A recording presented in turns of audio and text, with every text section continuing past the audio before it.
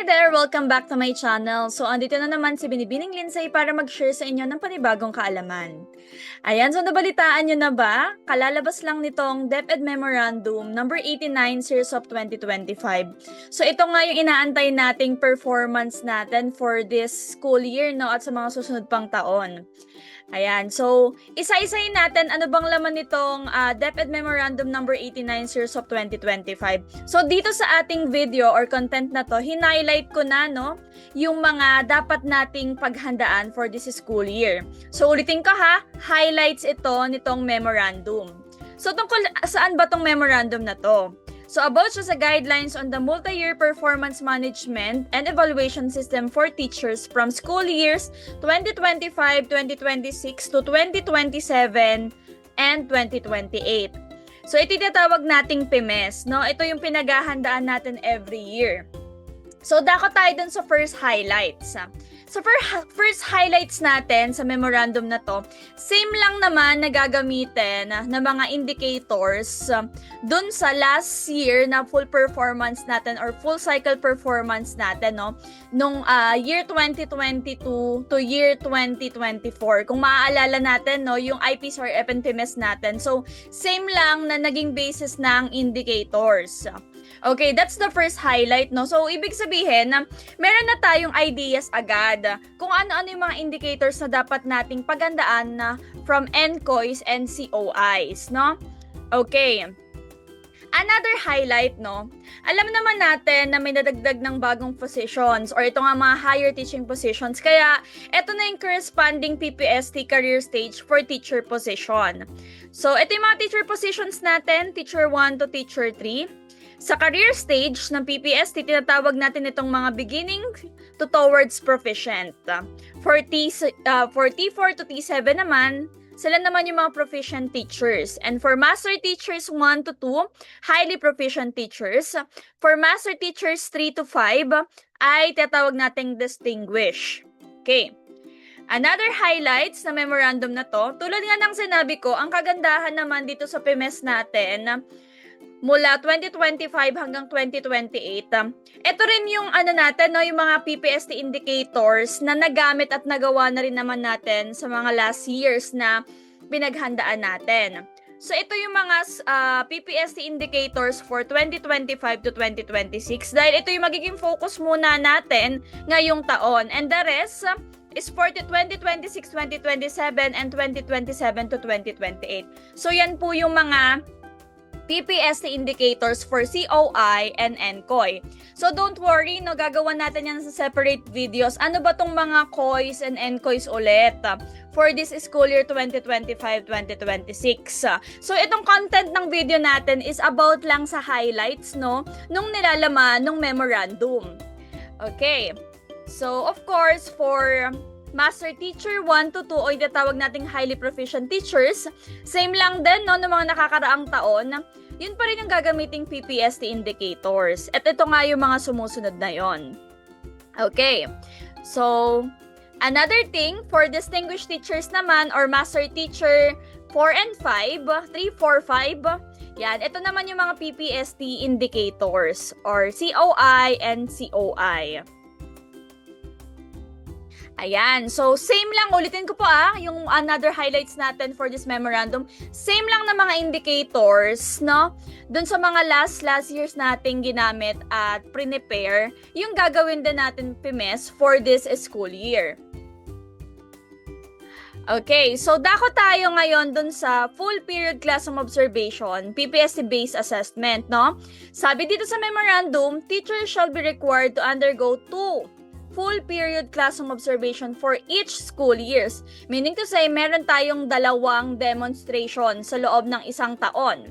The first full period classroom observation shall be conducted at any time during the first or second quarter. So meaning to say, ito yung during first semester, no? Medyo late nga lang ng konti. Sorry na. Medyo late nga lang ng konti kasi kalalabas lang nitong October 1 na patapos na yung second quarter. Pero for sure naman meron pa tayong mga natitirang topics, no? Gamitin na natin yon. While the second full period naman shall take place at any time during third or fourth quarter. The schedule for each CO shall be agreed upon the rater and the ratee subject to items 46 and 47 of this memorandum.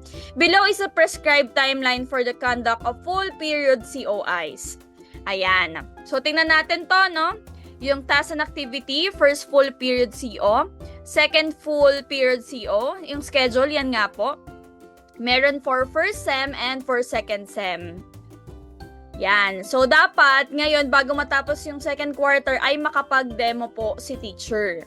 Yan, based sa ating memorandum. Okay, another highlight. So, ito na po yung mga indicators for school year 2025-2026 na dapat nating paghandaan kung tayo ay magde-demo. So, ito ay para sa T1 to T7.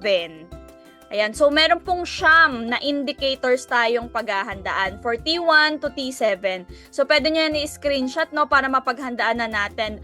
Sabi ko nga, gagawan ko na lang ng separate video so kung paano ba magiging evident to sa ating mga classroom observation. Okay. So, tingnan natin to, no?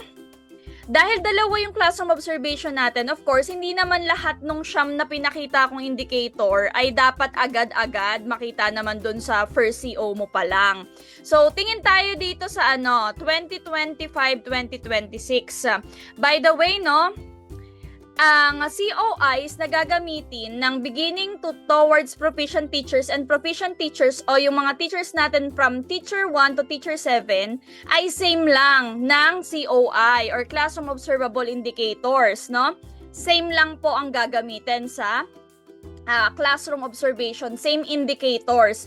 Maiiba lang po sa rubrics na gagamitin. Papakita natin mamaya, no? So, anong pinagkaiba nung sa teacher 1 to 3 at saka T4 hanggang T7 pagdating sa rubrics, no?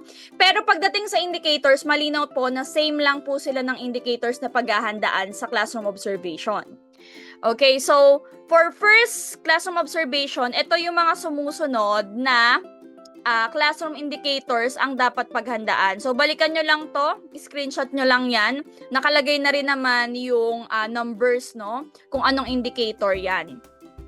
And then for the second CO, ito naman din yung mga sumusunod na indicators ang dapat paghandaan. So meaning to say, hindi naman lahat agad sa isang CO makikita lahat yung siyam, no? 6 lang, and then sa second CO, 6 lang din. Ulitin ko gagawa natin yan ng separate videos para mapaghandaan nating mabuti. And for COIs naman ng MT1 and MT2, yan po yung mga sumusunod na COIs. Ayan, so same lang din, no? Hindi naman lahat ng COIs na yan ay dapat makita agad-agad dito sa ating first CO and second CO. So, 6 lang. So, hindi ko nalagay yung mga indicators ng distinguished teachers. So, for highly proficient tong isang to. Yan, hanapin nyo na lang. Alright. So, that's another highlights, no, ng ating memorandum. So, punta tayo dito ngayon sa sinasabi kong rubric, no, para sa ating CO or classroom observation. Sabi ko kanina, same lang ng indicators na gagamitin ang beginning teachers toward proficient tsaka yung proficient teachers. Pero pagdating sa rubrics, ayan. Pagdating sa rubrics, sa T1 to T3, levels 2 to 6. So, ang highest points ay 6 points. While dun sa proficient teachers or para dun sa mga teachers ng T4 to T7, level 3 to 7 ang gagamitin. So, magkaiba lang ng rubric pero same lang ng indicators na paghahandaan pagdating sa classroom observation ang T1 hanggang T7. While sa master teachers naman, or highly proficient teachers, ang rubric na gagamitan ay level 4 to level 8. Sa master teachers naman is, master teacher 4 hanggang 5 naman, or distinguished teacher ay levels 5 to 9. Okay? So, ayan. So, ito yung mga sample COT tool or classroom observation tool, no? Or rating sheet natin. Ito ang sample ko dito is for T1 to T3 and T4 to T7. Tingnan yung mabuti, 'di ba? So 6 lang or 6 lang hanggang 2 to 6 levels lang yung rubric for T1 to T3, samantalang sa T4 to T7 ay 7. Okay? 7 yung highest possible score or points sa rubrics. Ayan. So for more detailed information, read DepEd Memo 89 Series of 2025 kasi nakalagay din doon yung mga dapat nating gawin for pre-observation, actual observation, post-observation. Pero same lang din naman halos ng rules, no? And guidelines or reminders dun sa mga nakaraan nating classroom observation. Actually, ginawa na rin naman natin to before, so naniniwala naman tayong kayang-kaya din natin yan ngayong school year. So, nakalagay din dito sa DepEd Memo na kailangan natin talagang paghandaan. Alam naman natin na part na rin siya ng ating promotion and reclassification sa new guidelines for higher teaching position. So, ayan, let the battle begin. Kayang-kaya po natin yan mga teachers, no? Ilaban natin ang taong ito at mga susunod pang taon. Ayan, so sana po nakatulong ako at nabigay ko sa inyo yung mga ilan sa mga highlights nitong DepEd Memo number 89 Series of 2025 sa pagpe-prepare natin ng ating demonstration and yun nga, yung mga non-classroom observable indicators or mga paperwork sa dapat nating i-prepare. Pero yun nga, gagawa pa tayo ng separate videos sa pag-explain ano ba yung nilalaman ng mga COI at ano yung mga features of practice na dapat nating tandaan. Yun lang po, maraming salamat sa pakikinig. Bye!